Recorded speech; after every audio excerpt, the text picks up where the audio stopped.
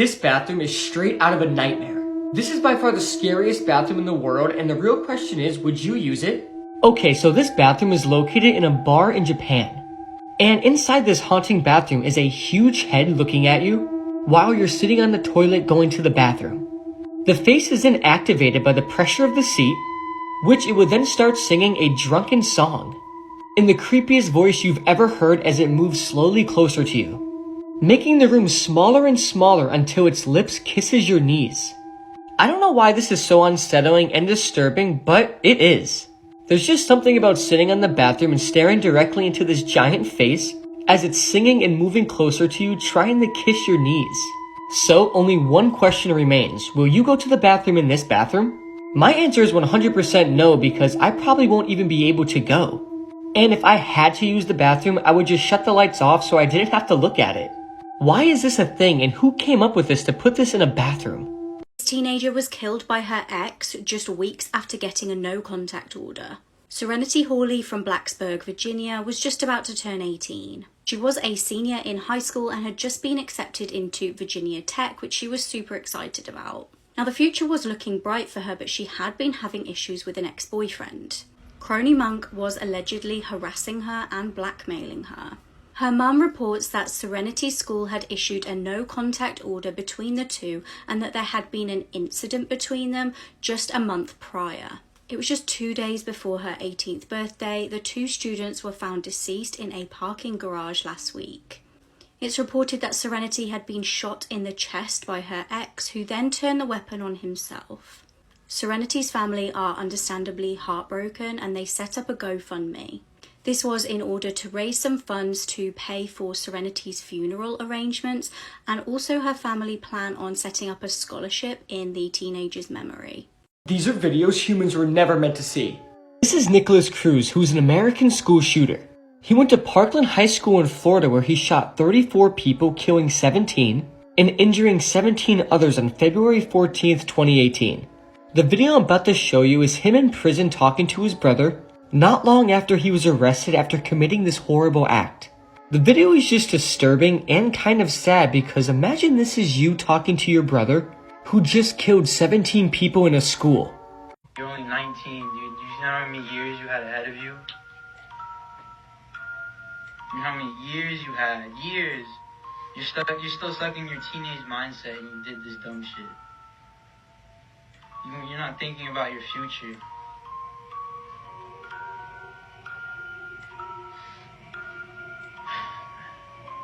I still care about you. What? I still love you. Still love you too. Bro, like, I wish I could have prevented this. Cause I feel like this is a big part of, like, my fault also. Cause, you know, we grew up together. Like, I know I was the nicest to you. I know I probably made you feel like shit. You told me that, I'm pretty sure that you told me that I made you want to kill yourself or something.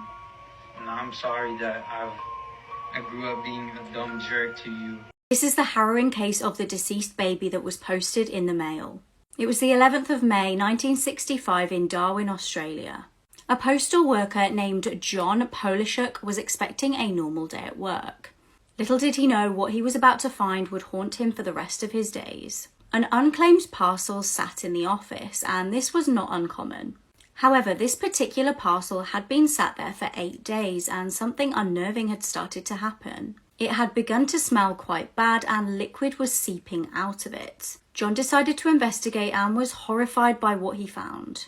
Inside the package was a deceased newborn baby. Part of the child's umbilical cord was still attached. In a complete panic, John rang the police. An investigation began, but unfortunately it was frustratingly unproductive. Now, the package had come from Melbourne to Darwin. It was documented that a J.F. Barnes at 2 Woolridge Avenue, Mentone, Victoria, had posted the baby. However, the officers involved in investigating this crime found that the address didn't even exist. There was also seemingly no such person as J.F. Barnes in the area. The parcel was also addressed to someone who didn't seem to exist. An autopsy concluded that the child was killed at just a few hours old. Horrifically, they had been strangled. Tragically, the mystery of the baby in the mail has still never been solved. Fishermen in Costa Rica nursed this crocodile behind me back to health after it was shot in the head. The local fisherman's name was Chito. After he nursed the crocodile back to health, he released him back into the wild. The croc's name was Pocho, but Pocho actually followed Chito home. And no, the crocodile did not eat the man. He actually followed the man home because he missed him and wanted to be part of his family. For 20 years, this crocodile was part of this guy's family now. And this was mind-blowing to me because crocodiles are more aggressive than gators from my understanding, and I'm from Florida. Also, Pocho was no short crocodile. This thing was 15 feet long. The story gets crazier even here. His wife and him had a kid at home. His wife was so mad that he was spending so much time with this crocodile, she left him. He quoted saying, "I can always get another wife, but not another Pocho." This man loved his crocodile. Pocho and the man would be friends for 23 years. You know, he's part of the family and everything. Pocho died from natural causes. But this guy really domesticated a crocodile. I'm so glad the story turned out in a positive way. I thought the crocodile was going to follow him home and eat him. But let me know your thoughts in the comment section below. And as always, these videos are for informational purposes only. After this woman vanished for 2 years, it was actually Google Street View that solved the mystery. Paulette Landrieu was 83 years old from Belgium.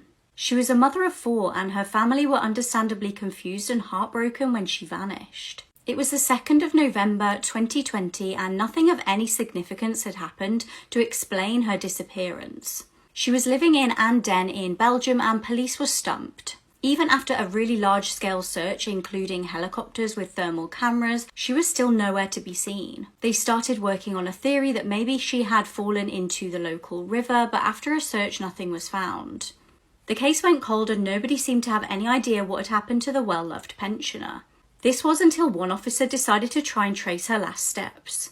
He decided to get a better idea of the geography of the local area by using Google Street View. As luck would have it, he actually came across images of Paulette. Cameras captured her crossing the road leading to one of her neighbours' houses. Luckily, Google Maps had captured several still images of Paulette. Police decided to search the scene and went to the neighbour's house that had been captured in the pictures. Paulette was found deceased lying on an embankment, presumably having fallen in a tragic accident. She was only meters away from her home. It isn't clear why police hadn't found her originally or searched that neighbour's house and why the neighbour hadn't seen her themselves. Thankfully though, her family do now have some closure on this case and she has been finally able to be laid to rest. Name is Armin Muez. He had a really big fetish with cannibalism. This took place in Germany 2001. Average looking guy, bro. Well liked by his community, bro. You just wouldn't think anything bad about him. He ends up signing up on this website called the Cannibal Cafe Forum. It was a place where other people like him who had all these other cannibal tendencies. Yeah, like a judge-free zone. Exactly. He would post forums. I have the forum on my phone too of what he would look for. He would specifically look for 18 to 25-year-olds to be willingly get killed and then get eaten and stuff. A lot of people would message him, but they would always back out last minute. They wouldn't be able to do it until this one guy, his name is Bernard. Coincidentally enough, he had posted a forum himself of him offering himself to get killed and eaten. They eventually end up meeting up. They have a dinner date after they finish. The plan was for him to sit in the bathtub. Armin was gonna grab a video camera and record the process of it. On camera, he had to say, "It's okay for you to eat me." So then, if he ever gets caught, he wouldn't really get in trouble. The footage was 2 hours to 4 hours long. Apparently, the footage was leaked somewhere before. Authorities say that now the footage is completely destroyed, but some images are still up there on Google if you want to find them. The video starts off with him trying to bite a part out of Bernard's skin. Was too chewy for him to take off, so he ends up telling him, get a knife. He cuts off a piece of he goes back to the kitchen. He starts cooking the piece so they could both eat it together. While they're eating it, it was too burnt to be eaten, so they just give it to the dog. He ends up hanging his body on a meat hook, and that's when he begins to butcher the body, puts the body in his freezer. It was estimated that he ate over 40 pounds. The only reason he got caught was because he I'm not gonna lie, stories like this absolutely break my heart. This beautiful 3-year-old boy got completely caught up in his parents' disagreements and arguments, and he paid the ultimate price with his life. Savannah Krieger, 32, took her own life back in March. But not only did she do that, she took the life of her 3-year-old son, Caden, after filming him and telling him to say goodbye to daddy. This was the ultimate revenge against her ex-partner amid a bitter custody battle over their son, Caden. It was March 18th in Bexar County, San Antonio, and Savannah had left work and travelled to her ex-husband's home, where she had damaged some of his property and personal belongings. She then travelled back to her own home, where she shot 2 bullets into her wedding pictures and a couple into her wedding dress. She then picked up Caden from daycare and attempted to FaceTime his father. She instructed Caden to say goodbye to Daddy, which he did. At this point, they were both sat inside a drainage ditch, and she then messaged her ex and said, "Say goodbye to your son." She then played cartoons on her phone for Caden while she shot him dead, before turning the gun on herself. 19 hours later, the bodies of both Caden and Savannah were located. I just think it's absolutely awful when people take the lives of their innocent children amid custody battles or disagreements. Caden didn't deserve to die just because his parents couldn't get along. If you absolutely can't bear to go on with your life, then fair enough, but don't take your innocent children with you. I'm not trying to alarm anyone, but I think everyone living in Oregon should be aware of what's about to happen. This is Richard Gilmore, also known as the serial.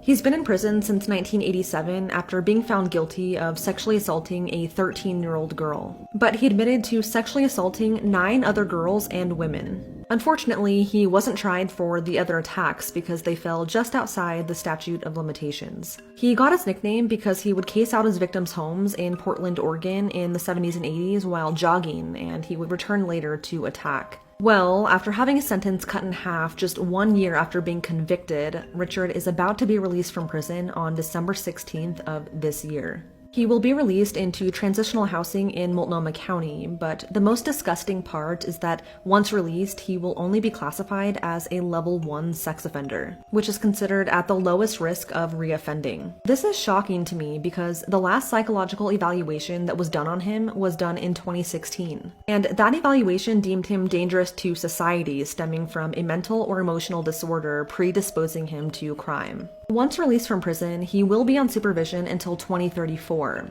But even though he'll have to register as a sex offender for the rest of his life, because he is classified as a level 1 offender, the state and county is not required to notify any of his neighbors that he is a sex offender. This is so scary as a parent that someone with this violent of a history could possibly move in next door with absolutely no warning.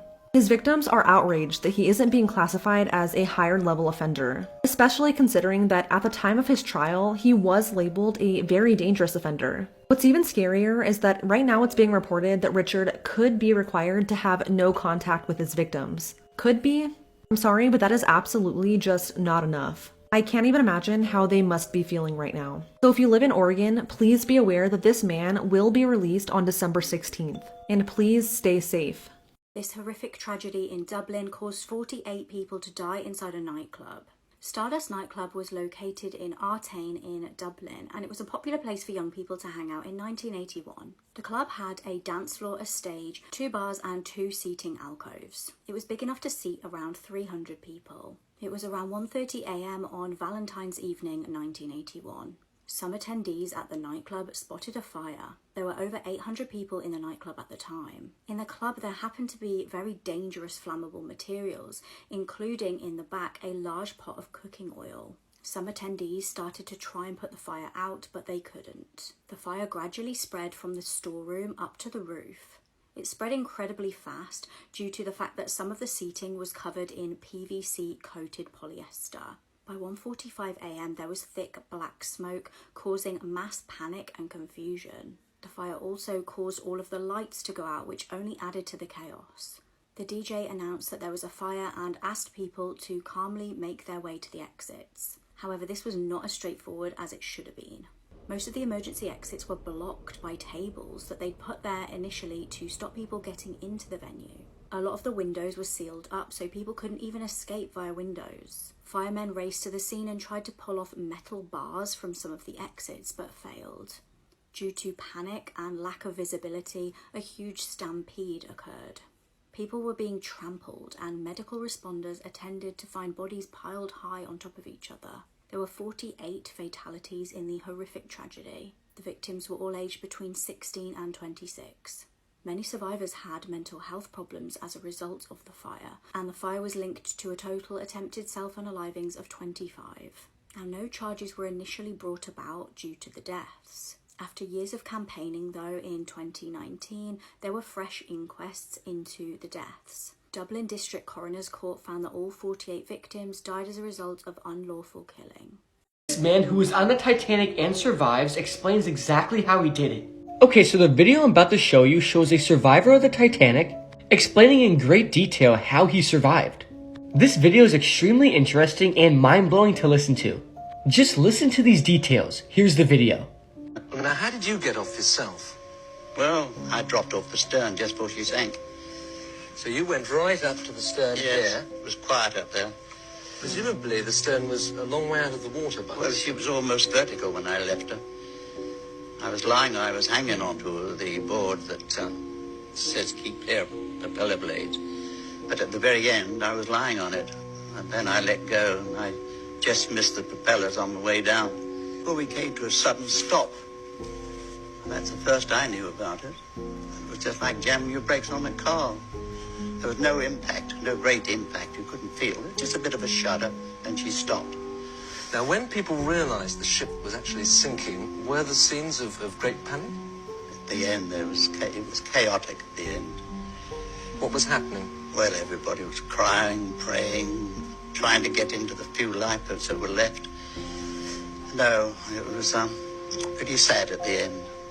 You guys believe in duendes? Hell yeah, Yeah, bro. What? I seen one. It was fucking weird, bro. I remember it was at this house that we live in right now too, and there's 2 glass sliding doors, and I remember the one on the right, it was open, and he moved in and he started waving down to like get my attention, like teasing me. As soon as I looked that way, it moves out the way. I couldn't tell what he was wearing, but I remember it was like small and it had like a red hat, and I was like, well, what the fuck was that? I thought I was tripping. I'm like, I'm just gonna ignore it. I go back to eating, and again it happened, and he does the same thing. I get up, I open the door, and nothing was there. And it happened like I could you not 4 or 3 times until like I got up, I closed the door, I took my cereal, I threw it away, and I was like, man, I'm gonna go to bed. Fuck this guy. Recently, my godmother, she told me a story when she was 7 years old. She was out in the front playing with her like siblings and stuff. Out of nowhere, she hears like giggling, and she doesn't know where it's coming from. And then she turns around, and then she sees 4 duendes, but they're like dancing and laughing, but like they're in the formation of, you know how like when they're holding up a coffin, like 2 people in the front, 2 people in the back.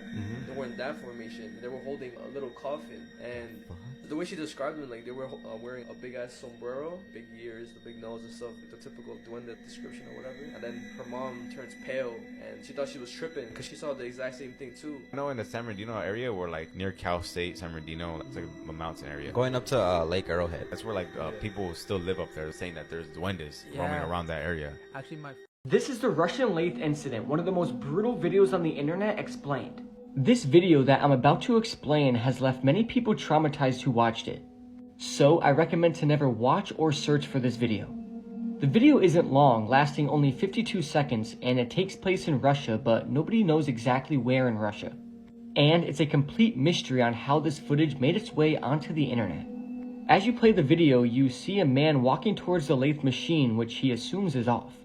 The man is wearing baggy clothes and some kind of jacket, and wearing loose clothing around a lathe machine is a no-no, since it can be sucked up into the machine, as this man sadly found out.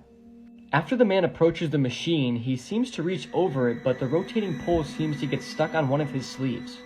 And it then drags the man into the machine. Initially, it doesn't kill the man, and instead it traps his arm around the rotating pole, and the machine appears to stop. But after a couple of seconds, the machine seems to start up again, and this time dragging the poor man's entire body into the machine, rotating it around and around and around, and it's extremely graphic. As his limbs hit the ground after each rotation, you see red mist appear, and after a few more seconds, chunks of flesh and body parts start to fly off the machine. A man then walks into the shot, and he sees what's happening to his co-worker. And with a look of shock, he turns off the machine, but it was sadly way too late. His co-worker's body had been completely torn apart into multiple pieces, and the machine is a complete bloody mess.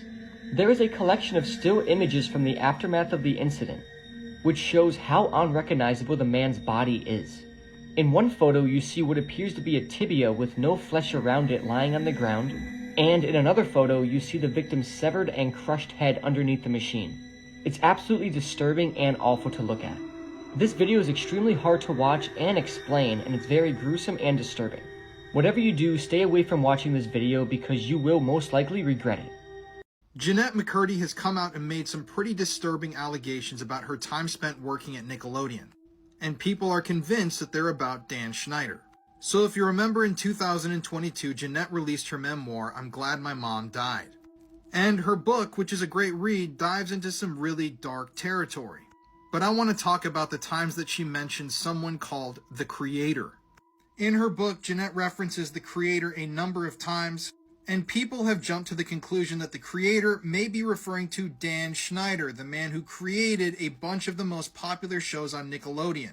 A man who has been called a creep many, many times. So let's talk about the book. In the book, Jeanette says that the Creator tried to persuade her to drink alcohol many times when she was a minor, and would say to her, come on, the kids from Victorious get drunk together all the time. She also claims that the Creator gave her an unwanted shoulder massage. This is a quote from her book. She said, I want to say something to tell him to stop, but I'm so scared of offending him.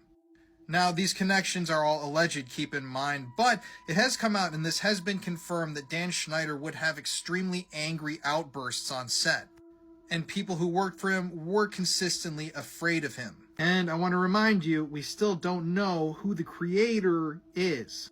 But something else extremely compelling is that Jeanette says she was offered $300,000 by Nickelodeon to never go public about her experiences behind the scenes with the Creator. But she denied this payoff. And this is a quote from her in the book. She says, I'm glad I didn't take it because I'm able to talk about it and I don't have to have that secret haunt me. So who exactly is the Creator? People still have no idea. But it is crazy. Nickelodeon offered her $300,000 preemptively to stop her from talking about her experiences with this mysterious man. And what exactly happened? I mean, we might never know. But $300,000 is a pretty big payoff. And whatever the Creator did must have been pretty bad. The only one that can really reveal all of this is Jeanette McCurdy herself. This is the crazy story of where the term Stockholm Syndrome came from. In Stockholm in 1973, an escaped convict walks into a bank and holds 4 bank workers hostage. Escaped convict Jan Erik Olsen also wounds a policeman who responded to a silent alarm, and snipers quickly surround the building. The criminal made several demands, including a car and also the arrival of a fellow convict. The police actually fulfilled his wishes, apart from one. He wanted to leave and take his hostages with him. The 2 criminals and the bank worker remain locked in a vault. Inside the vault, something really weird was happening. The bank workers were forming a really bizarre bond with the captors and actually started fearing the police more than their own abductors. They even stayed loyal when they were being threatened with physical harm. One of the criminals wanted to shoot one of the bank workers in the leg to get a reaction from the police. Upon hearing this, one of the bank workers actually claimed that they thought it was so kind that they only wanted to injure them in the leg. In another bizarre twist, the hostages even offered to act as human shields to prevent their captors getting injured. When police eventually pumped tear gas into the building to force them out, the captors even begged police not to hurt their abductors. Finally, when the criminals were sent back to prison, the hostages even went to visit them.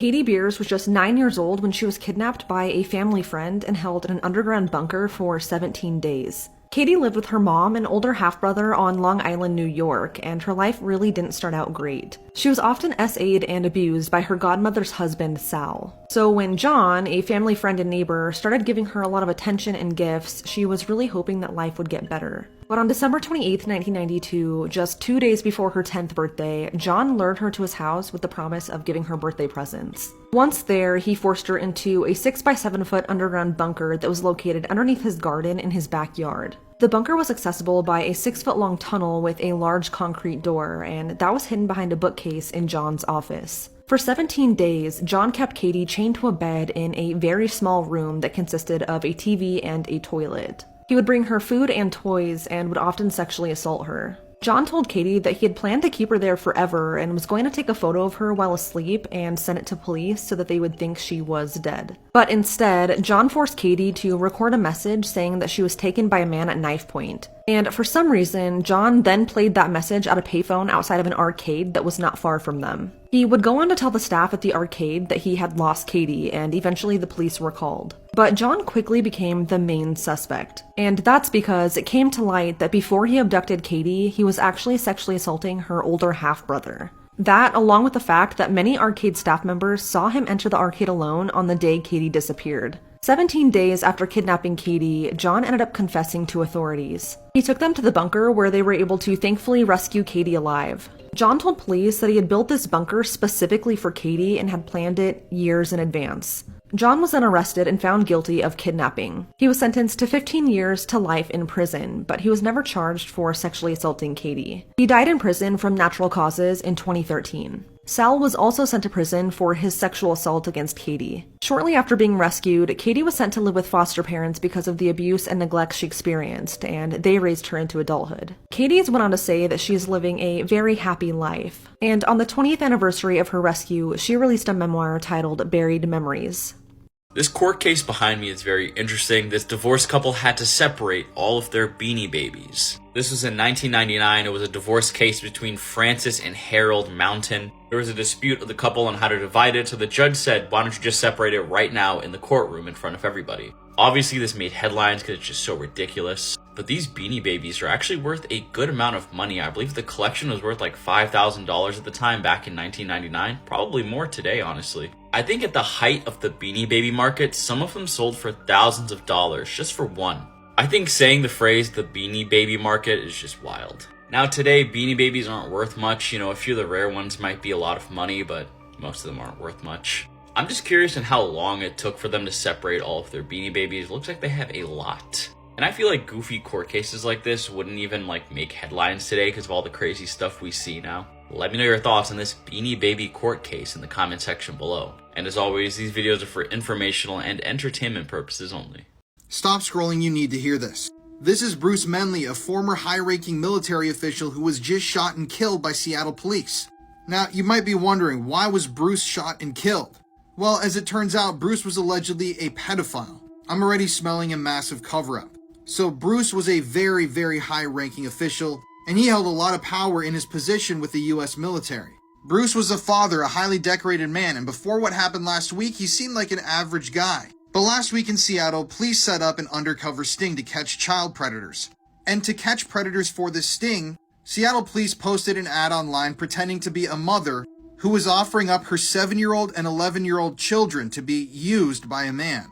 Now, this is incredibly disturbing, and apparently multiple people responded to this ad.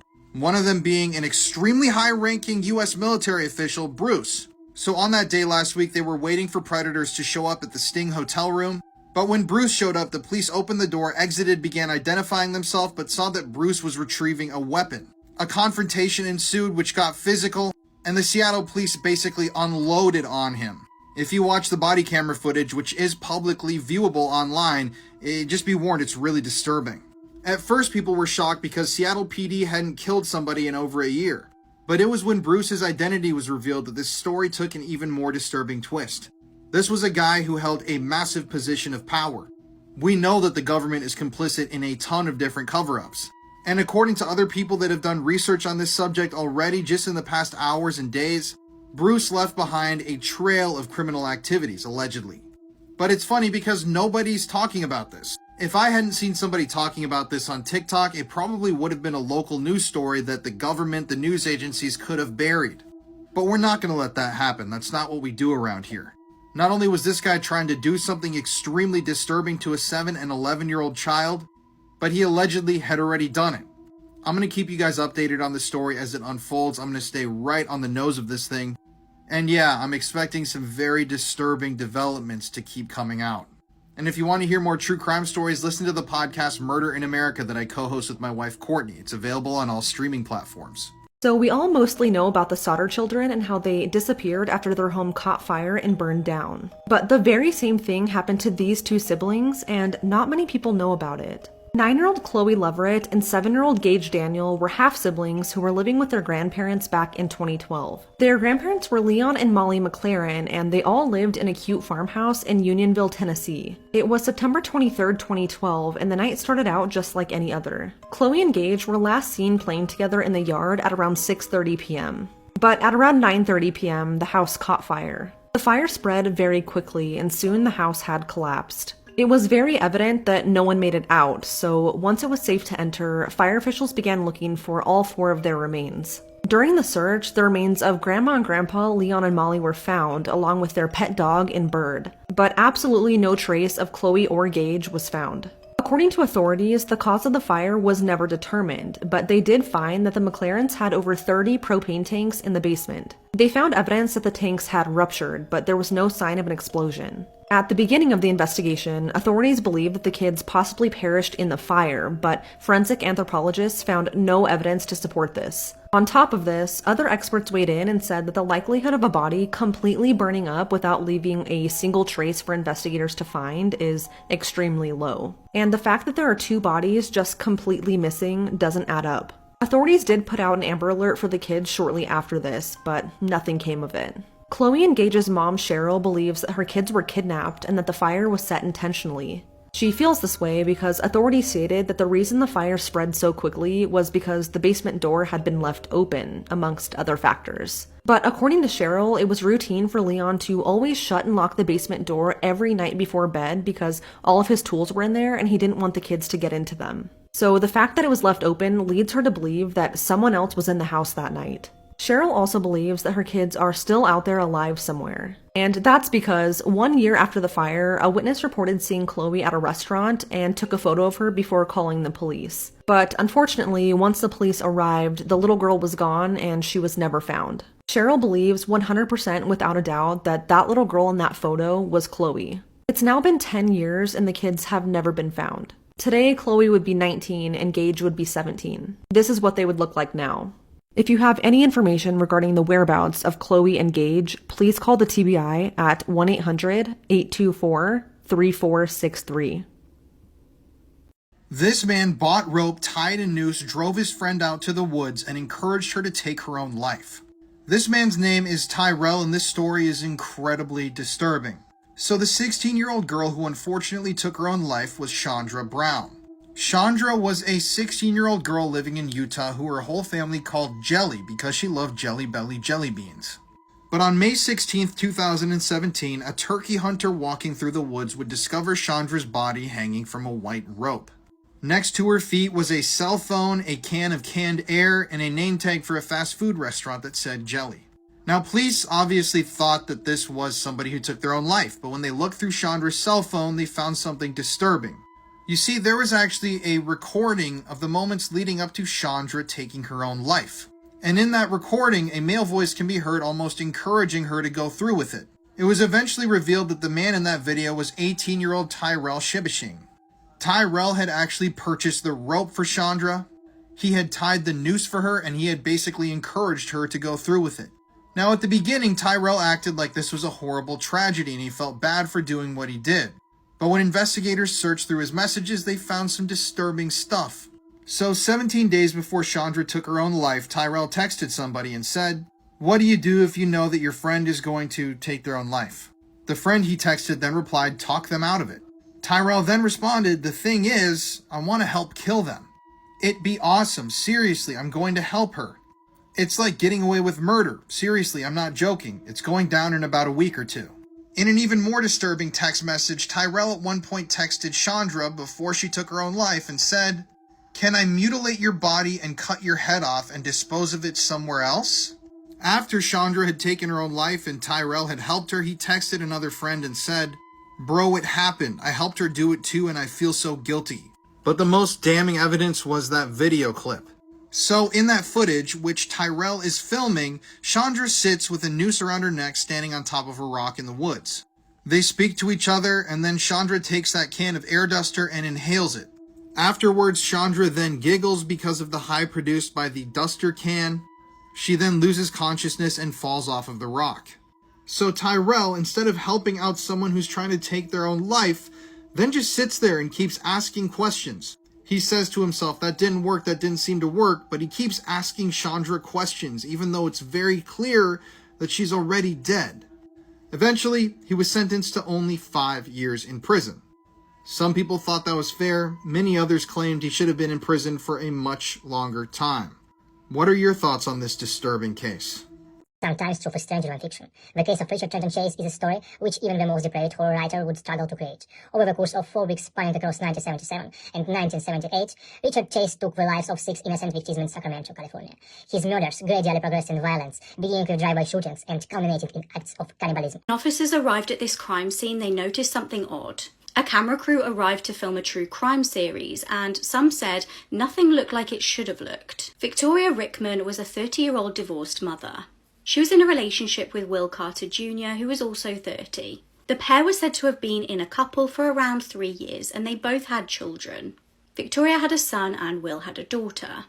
Now, things between the pair were extremely volatile. However, it was the 13th of September 2013 when things turned extremely dark.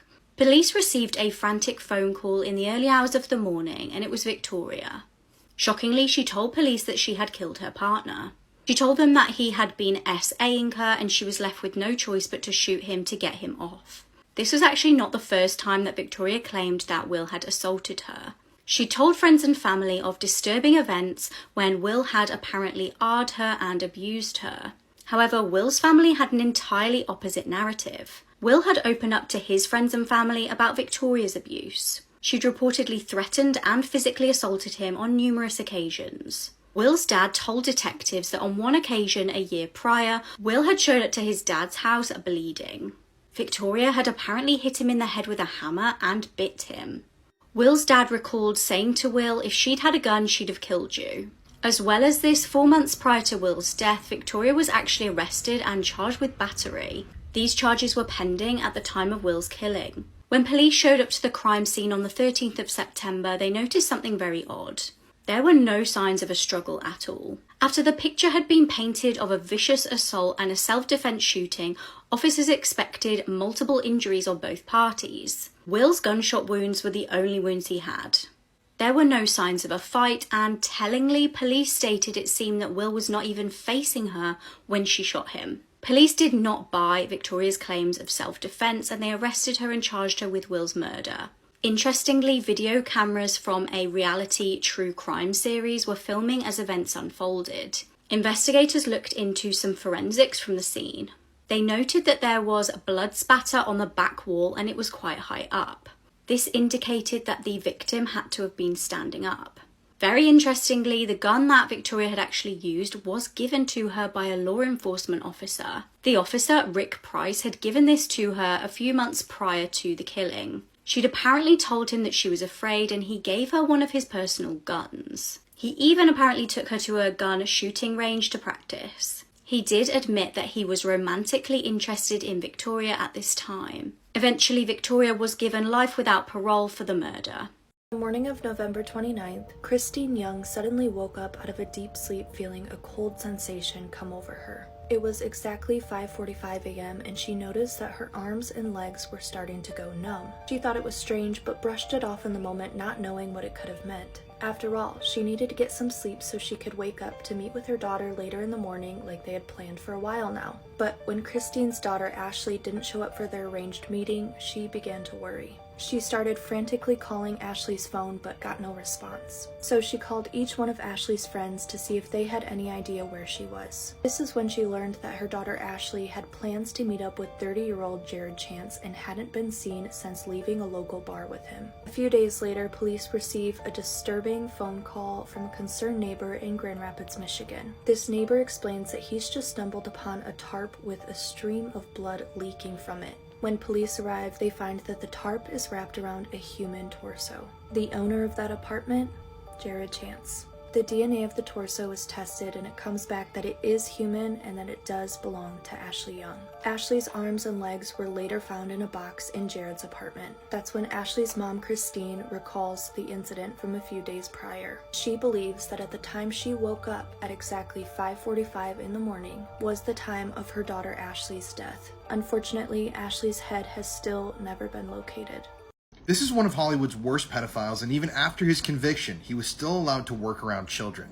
To give you a quick rundown, this is Brian Peck. He's been in a number of movies, including Return of the Living Dead, where he played the character Scuzz. This is a very famous 80s horror zombie movie. I don't know if you guys have seen it, but I definitely have seen it, and I definitely recognize this guy. Well, apparently at one point in his life, Brian Peck decided to start giving people acting lessons from his own home. And yes, he gave acting lessons to young underage kids, specifically a lot of young underage boys.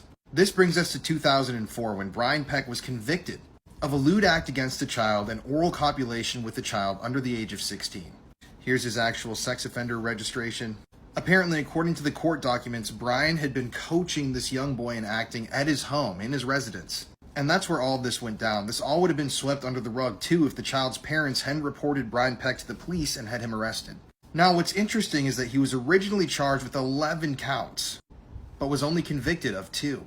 I'm just going to read these to you guys. The documents show Peck was originally charged with lewd act upon a child, sodomy of a person under 16, attempted sodomy, sexual penetration by a foreign object, 4 counts of oral copulation of a person under 16, oral copulation by anesthesia or controlled substance, and sending harmful matter, and using a minor for sex acts. That's a lot of counts. Eventually, he was convicted. He then had to serve a very minuscule 16 months in jail, and he was let out. And guess where he went back to? Hollywood. And guess who took him back in with open arms? Hollywood. After his conviction and after he served his sentence, Brian Peck actually went to work on The Sweet Life of Zack and Cody. This is kind of insane. And he was allowed to work on this show because of some weird legal loophole. Basically, he was banned from working directly with children, having direct contact with children, but he wasn't prohibited from actually working on productions that involved children. This was obviously seen as really problematic when people around the internet began to figure out that Brian was actually a convicted sex offender with an offense against a child.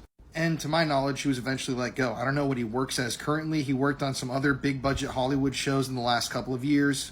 And he still regularly appears at horror movie conventions and other horror related events where he takes pictures with people, probably their families too, and signs autographs, which I think is just kind of really disturbing. And it should be noted that although the identity of the person that Brian abused has never been revealed publicly, it has been stated that they were a major star at Nickelodeon at the time. So I don't know who that would be, but it's just a sad story all around. And I cannot believe that they would still choose to work with this guy even after his convictions. I mean, it's insane.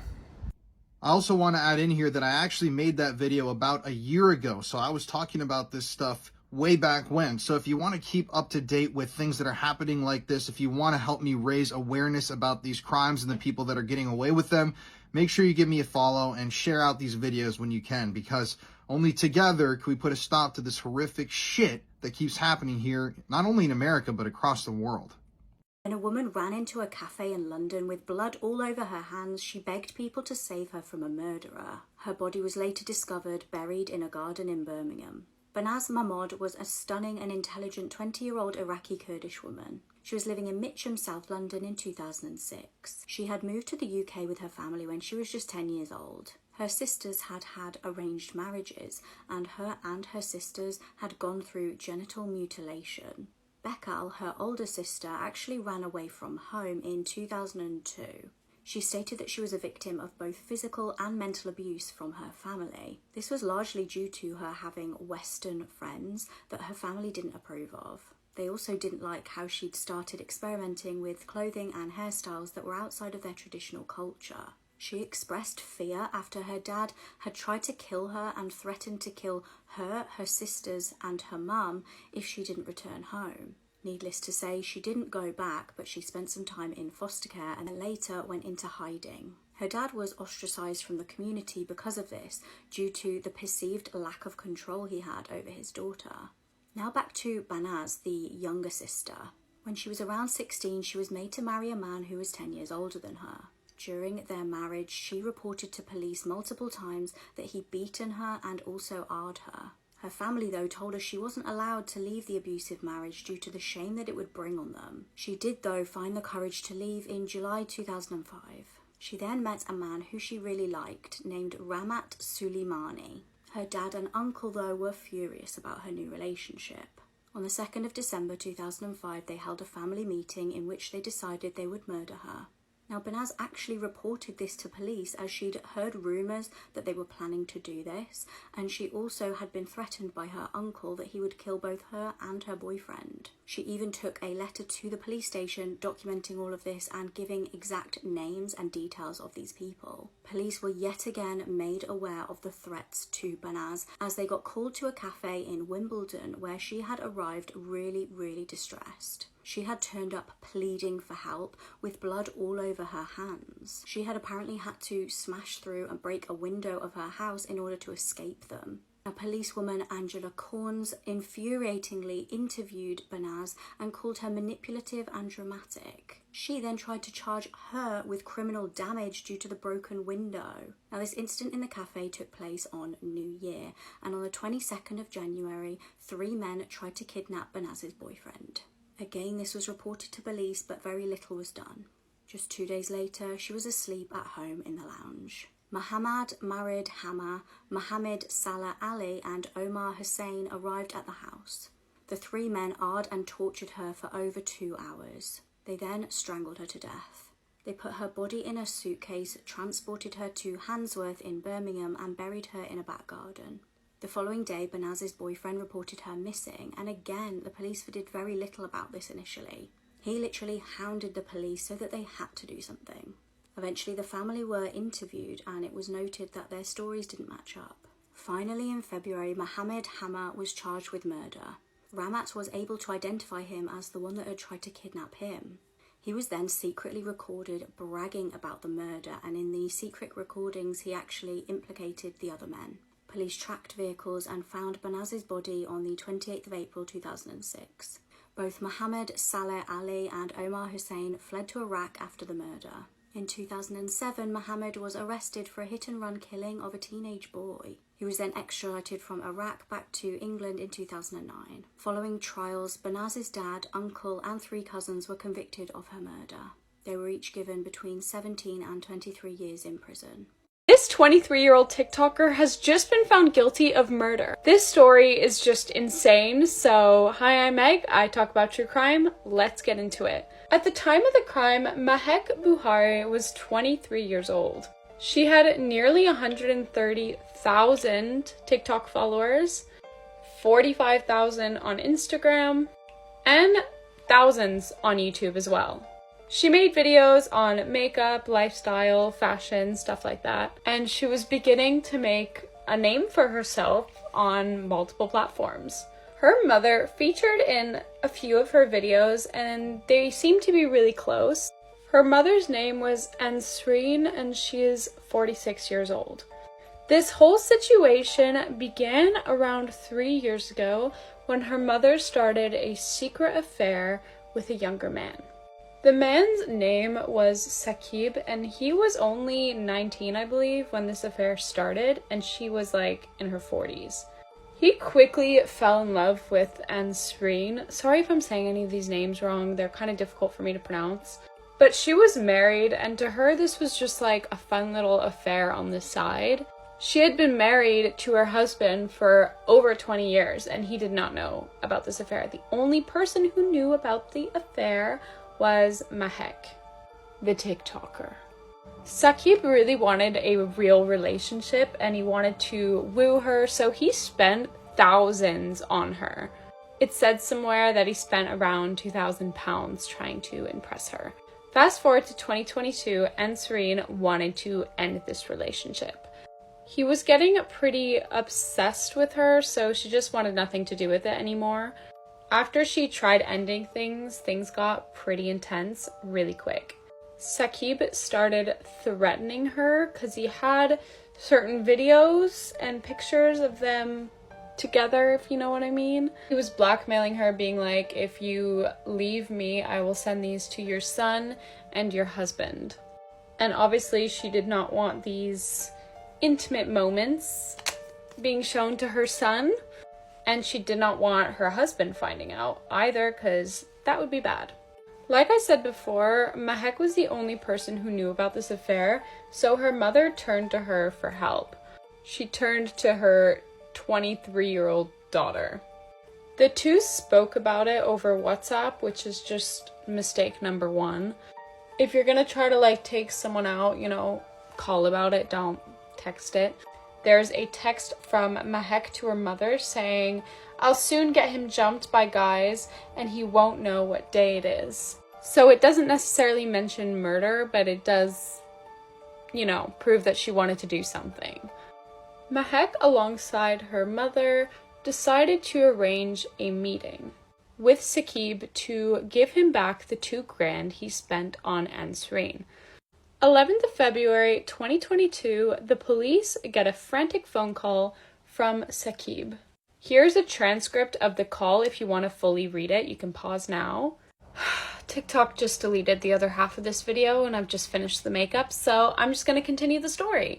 In this phone call, Saqib is frantically trying to get the police to help him because he's being followed very closely. And he claimed in the phone call that the people following him were wearing balaclavas, which are like masks kind of.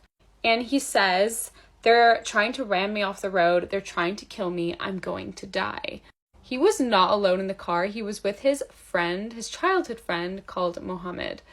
As the police were trying to get him some help, the phone call ended after he screamed and there was a huge crashing noise. Saqib's car was rammed off the road by another car off of the A64 dual carriageway. The car immediately was engulfed in flames and both the young men lost their lives. All because a woman didn't want her husband to know that she was cheating on him. Well, he knows now because the police obviously found out about it. The bodies were so badly burnt that they had to be identified using dental records. It was pretty clear that this wasn't an accident because of the 999 call he made earlier. Just so you guys know, this is in England. I feel like I've not mentioned that yet. I'm not really sure how the police actually found out who was involved. Like, that whole part was not anywhere that I could personally find. But they ended up at Mahek's house and she claimed that she was home all evening. She later then changed her story, saying that she had been there, but she wasn't involved at all. In fact, in this video footage you're seeing right now, her car was the one with the red arrow. And her mother, Ansreen, was also there with her. The police confiscated Mahek's phone and asked for the password, and she gave them the wrong password, which is like sketchy as hell. When they asked her why she gave them the wrong code, she was like, "Oh, I was stressed out and gave you the wrong code," but it's really because she probably didn't want them reading the text messages, saying she was going to get Saqib jumped. Mahek actually said in court that she had lied to the police multiple times, but her, alongside everybody else involved, were claiming that they were innocent, that they had nothing really to do with it. It was all an accident. But after the trial, they were all found to be guilty. Every single one of the drivers involved. I think that there was one that was let go, but I don't actually really know the situation behind that because the information is not very good at the moment because it's all very new, so it's kind of hard to find what I need. I don't think that the sentencing has been done yet because I can't actually find a number of years that her and her mother and everyone involved will be in prison for, but they're definitely going to prison. I think I read somewhere that the sentencing will be done in September, but I'm not 100% sure on that information. Like I said, it's very scarce. And that's the entire case from what I could find. It's insane to me that those two young men lost their lives because of this. Like, it's so ridiculous. It's creepy because her TikTok account is still like up, and it's weird to look at like her videos. She probably had no idea that her last video was going to be her last video. I would love to hear what you guys have to say about this case / what case you want me to do next. I'm so mad that TikTok deleted that half of the video because the actual process was really cool into doing this makeup. But I hope that you guys still enjoyed the video regardless. I'm a little angry about it. When you're watching this video, I will be on a plane. I'm going to Canada for 3 weeks to visit some family. I have pre-recorded some videos, so you will still have your true crime, don't worry. If I have a free day, I will definitely film another true crime video while I'm in Canada, but that really depends on like what I'm doing every day. It would be kind of cool to do it in like a different setup. I don't know. I'm literally filming the pre-recorded videos after this one, so I'm literally gonna have to take off my makeup, film the other video, take off my makeup, film the other video, and my skin is not gonna be happy. That's everything for today's video. I hope you enjoyed it, and I'll see you guys in the next one. Bye! You will not believe this insane plot twist. In 2008, Carolyn Watson and Julian Butchwald were a young religious couple. They were living in Melbourne, Australia, and had been together around 2 years. Julian was driving the pair to a picnic date in the car, but he actually stopped the car suddenly, noticing an animal on the side of the road. Suddenly, something horrific happened. Carolyn's vision went completely black after being blindfolded by a terrifying masked man. All she could work out was she was being stripped off and thrown into a vehicle. The car finally stopped and she took her blindfold off, and she was really relieved to see that her boyfriend was by her side. He'd also been stripped off and the couple were completely in the middle of nowhere. The pair managed to untie themselves, but were having to just wander around aimlessly for a week, trying to find safety. Meanwhile, police were desperately searching for the couple. Family and friends were really concerned, and they knew how out of character this was for the pair to go missing. They sent out air and water search teams, but just couldn't locate the couple. As the missing pair were very religious, they'd actually vowed to be celibate until marriage, but Julian started to suggest that it might be a good idea to break this celibacy in order to keep them warm. Finally, a local farmer found the couple and alerted police. However, they quickly found that the story didn't really add up. Julian soon confessed to police that he'd actually made the whole thing up and he'd staged the kidnapping. His motive was purely to try and get his girlfriend to break their vow of celibacy. The story of this American female serial killer will make your hair stand up. As if her crimes are not horrific enough, she earned the nickname the Giggling Granny.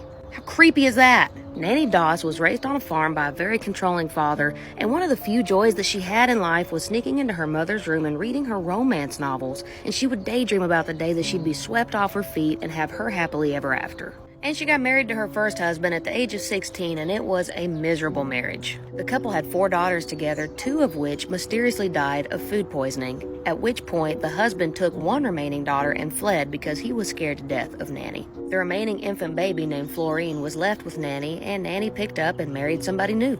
Now this man was an alcoholic, but despite that, they were married 16 years and raised Florine together. This is where the bloodbath really begins. Nanny was in the room right after her daughter Melvina had given birth to her second grandchild, and while Melvina was still loopy from the labor drugs and she was exhausted, she could have sworn that she saw Nanny stick a hat pin in the baby's head. Melvina kind of passed out and went back to sleep, but when she came to, she started asking her family members, did Nanny have a hat pin and stick the baby in the head? And the family regretted to inform Melvina that the baby had in fact died, and yes, they did see Nanny holding a hat pin. However, the doctors couldn't give a positive explanation for the baby's death. The death of the baby absolutely shattered Melvina and her husband, and they started fighting and drifting apart, and Melvina started dating a soldier named Robert, who Nanny did not approve of. And one night when Melvina was out of the house and Robert was left alone with Nanny, Robert mysteriously died, and Nanny received $500 in life insurance that she had taken out on Robert a couple weeks earlier. Not long after that, Nanny's husband forced himself on her, and she didn't like that, so she put rat poison in his corn whiskey jar and he died that night. Nanny married her third husband only 3 days after meeting him, and he died shortly after this of heart failure. She picked up some life insurance, bought some land, and built a new house. Her late third husband left behind a mother and a bedridden sister who also died shortly after. At this point, Nanny burned the house down, took that life insurance money, and moved on. Then Nanny landed a fourth husband, and at this point her mom moved in with him. She found out that her husband was cheating, so she poisoned him to death, and for good measure, she poisoned her mom to death too. Then she married her a fifth man named Samuel Doss, who was very disapproving of the romance novels that she loved to read. He went to the hospital one night with flu-like symptoms and was diagnosed with a severe digestive tract infection. He was treated and sent home. And a few days later, he showed up dead. The doctors were very suspicious of this, so they did an autopsy and found enough arsenic in his system to kill 20 men. Nanny was arrested shortly after this and confessed to killing 4 of her husbands, her mother-in-law, her mother, her sister-in-law, and yes, sadly, even the baby with the hat pin. This is Jared Fogle, one of the worst pedophiles in American history. So if you don't know who Jared Fogle was, he was the spokesperson for Subway for a number of years. Jared initially became famous and then eventually became the spokesman of Subway because he dropped so much weight while eating a Subway diet. According to Jared, he lost almost 245 pounds while eating almost exclusively from Subway. Obviously, this was a huge story, and when Subway heard about this, they contacted Jared and eventually made him the spokesman for their entire company. I swear to God, I remember this. For years, you couldn't turn on the TV without seeing this guy's face. So in 2004, when Jared was at the height of his popularity, he launched the Jared Foundation, a foundation determined to fight childhood obesity. This foundation saw Jared touring schools across the nation, talking to kids about losing weight, and just being heavily involved with children, which people at the time thought was a great thing. But it was when he was away from the cameras, behind the scenes, when Jared was engaging in some of the most deplorable behavior I've ever read about. So in 2007, a radio host and journalist from Florida came forward to the FBI and reported that Jared was saying and doing some concerning things. Apparently, while at a middle school event, Jared had been talking to her about performing lewd acts on a minor. He had texted her about all of these things, and she even recorded him saying all of this stuff. At one point, apparently, Jared even asked this journalist if she could install webcams in her children's bedrooms so he could watch them. Obviously, this was concerning. This journalist recorded all of this, turned it into the FBI, but they told her that they couldn't do anything because they didn't have enough evidence. And now we got to talk about Russell Taylor, a guy who was heavily involved in Jared's foundation. So when he wasn't working on the Children's Foundation, this guy, Russell Taylor, was producing CP in his home. Apparently, between the years 2011 and 2015, Russell Taylor had videotaped minors in his own home and traded photographs of them with none other than, you guessed it, Jared Fogle, king of the footlong. According to court documents, Jared actually asked Russell if he could move some of the nanny cams in his home so he could watch children in varying states of undress or while they were naked taking a bath. Russell also claimed that Jared made him set up accounts on porn sites in his name, and he wanted to basically run his whole CP operation for him. Well, shortly after Russell Taylor was arrested, Jared Fogle's home was raided, and guess what they found? A ton of CP. On the same day that his home was raided, Subway severed all ties with Jared, and some new disturbing facts came to light during the trial. Apparently, years prior, Jared had been texting a Subway franchisee named Cindy, and over these texts, he talked about wanting to abuse kids aged 9 to 16. He told Cindy she should sell herself for sex on Craigslist, and even asked her to arrange a sexual meetup between him and her 16-year-old cousin. Eventually, Jared pled guilty to possession of CP and traveling to conduct an illicit sexual behavior with a minor. Apparently, while in New York City, he paid to have sex with a 17-year-old girl. But this story isn't over yet. I'm going to post part 2, and it definitely gets more interesting from here on out.